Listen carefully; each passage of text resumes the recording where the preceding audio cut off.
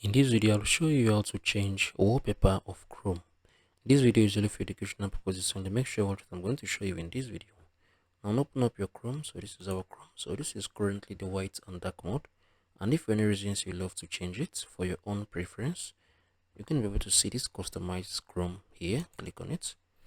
Now these are the different themes here, but if you love to change it to a wallpaper specifically, you're going to be able to see this browser icon. Click on it, so you can be able to see different wallpapers here. So you can be able to come in and upload an image as well if you have an image from your PC.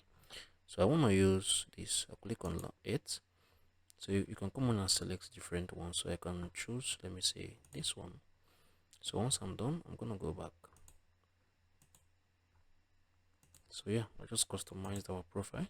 So if you found this video helpful, please make sure you subscribe.